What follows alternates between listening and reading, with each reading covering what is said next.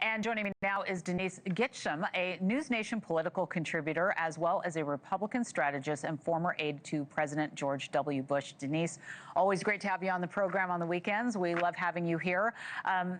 Listen, I've got to ask you, well, let's just bounce off of what we just heard from our last guest, because there are growing questions over this reported wish list from the Russians that Secretary Rubio mentioned to lawmakers as President Trump walked back the idea, talking to reporters yesterday, telling reporters that the current plan is not the final offer. I want to get your thoughts on what we just heard from Goncharenko and this idea that this was a Russian wish list. Yeah, well, one thing I just want to say first is that, when people call things leaks in Washington, leaks are never accidents. They're always strategic.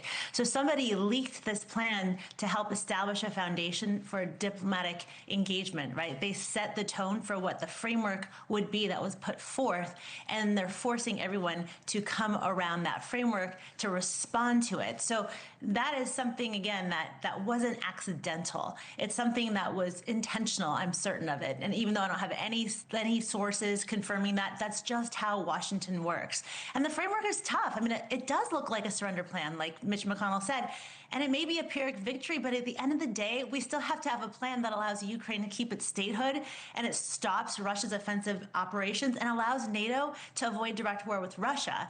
And this framework does that. The problem is, nobody in America wants to see freedom-loving people get consumed or taken over by evil forces. And that's what Russia is. Make no mistake about it. That's exactly who Putin is. And so these poor diplomats, I watched the UN ambassador, or the Ukrainian ambassador to America on TV this morning, and she was so careful to dance around the fact that this framework isn't an agreement, emphasize the importance of getting U.S. security assurances, and didn't even say no to giving up part of Donbass, which, if the Russians occupied, would give them direct line to Kiev. So the question is this cure worse than the actual disease, which is Russian occupation of Ukraine? And I don't think anyone knows that.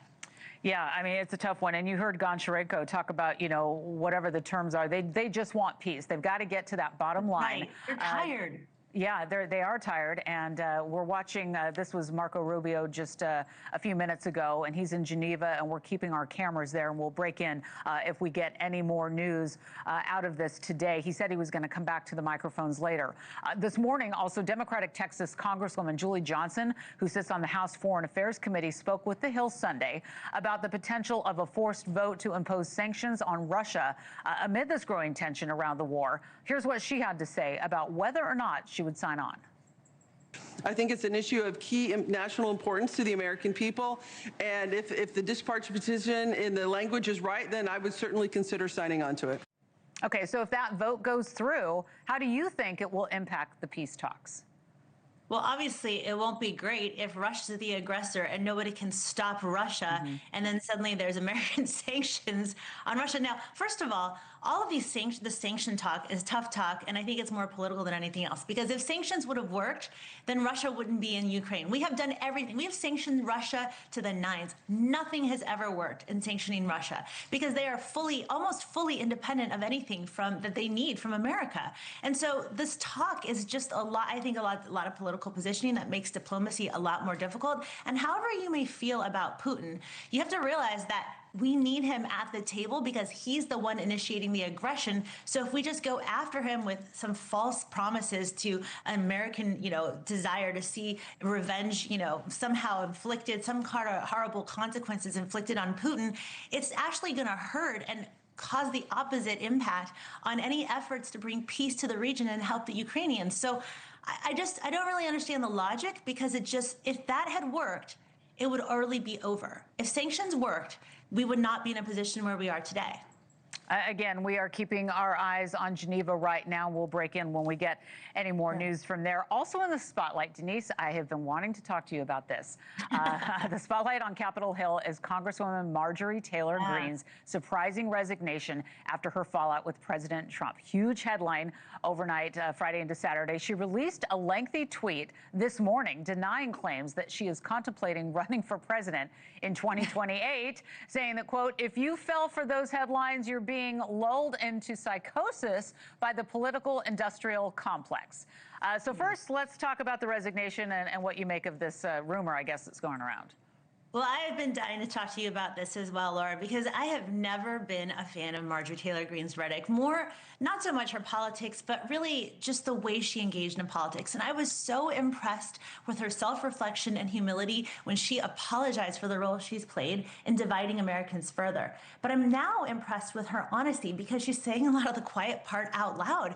And it's a reality, I think, that many legislators feel in Washington because they are feeling like they can't actually stand for what they believe in if it goes against what the president believes in and has stood for. But that changes constantly. The goalposts are always moving for a lot of these legislators who, whatever we may say about them from outside of the Beltway, I sit in rooms with these people who are my friends, and they are good people who actually want to serve the interests of America. I mean, you don't go and work for that salary in Washington and try to keep your family at home without wanting to make change that's actually helpful for the country. And so, yes, there's a couple bad apples, but most of them just want to do right. And they're principled when they come in, and the politics are keeping them from being able to do it. Maybe they themselves are keeping themselves from being able to do it because they're afraid. But whatever it is, Marjorie Taylor Greene said, I'm not playing this game anymore. And who can blame her? I mean, it's so miserable to be in an institution where approval ratings are at a record low, everybody hates you, and you can't say what you actually feel about an issue without being shut out by some segment of your, whether the president or some segment of your own party that you've fought for so long. It's unbelievably frustrating. And if you ask any legislator behind closed doors, they will honestly tell you they feel a lot of the same feelings that Marjorie Taylor Greene expressed. It's going to be interesting. Obviously, you know, she's tweeting today and taking to social media. I'm sure that there will be more. Also got to switch gears here and talk about Trump garnering attention for both sides of the aisle after his meeting this week with New York City Mayor-elect Zohran Mamdani at the White House. Okay, so obviously the two came to an agreement on several important issues, but one of the biggest points, and the biggest point was being affordability in the city. Mamdani speaking out this morning about the meeting. We were waiting to see what he was going to say. Here's some of it. I found in the meeting that I had with the president a productive one, and a meeting that came back again and again to the central themes of the campaign that we ran: the cost of housing, cost of childcare, the cost of groceries, the cost of utilities. And it showed that this is an opportunity to now start to deliver. Denise, it was so interesting leading up to this meeting, right? I mean, we had a City Hall press conference with Mamdani before he went to Washington, and he was hoping it was going to be civil. And then we had all these sound bites of Trump calling him names. And then we saw what we saw in the Oval. So I've got to first ask you about your initial reaction to the meeting and what we saw here after they had a talk and after they spoke to reporters. What do you think? Yeah, you know, I didn't really know what to expect, honestly, because President Trump has turned politics on its head. Everything we always thought we would see where Democrats and Republicans would be fighting with each other, or socialists in this position, in this case, it was just not at all. I wasn't sure whether it would go really well or really bad, but it was guaranteed to go one way or the other because there's no middle ground with President Trump.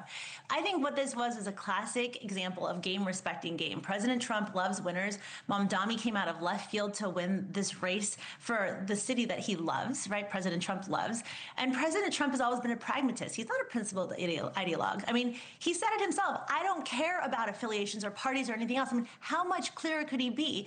And they both ran on the issue of affordability back when President Trump ran in November. He ran against Biden on the economy and inflation. So, you know, it causes conservatives like me, you know, I feel like we have a lot of angst about socialism because I don't believe it works. I mean, I'm capitalist and most Americans are, and it's failed time and time again. So there's a lot of angst inside about potentially seeing President Trump endorse some sort of socialist elected official. I mean, that's terrible because I don't want to ever open the door for that to come into America. But at the same time, they're working together across aisles to do something good for the people. And whether you come from that from a different principled perspective or not, that's probably always going to result in good things for the people. So I have a lot of conflicted feelings about it. I appreciate the tenor that both of them had with respect to just their respectful tenor. I think we need a lot more of that. But I also wonder, you know, how this is going to play out because, again, if we don't stop the scourge of socialism from infiltrating our politics, our nation is doomed. That's my belief. Yeah, well, we'll see what happens next. It was just the first meeting, so we've got more road ahead, of course. Denise Many more Gitsham. rounds ahead. That's right, Denise. A NewsNation political contributor. Thank you very much for joining us. Always good to see you. Have a great day, Laura. Thank you, too.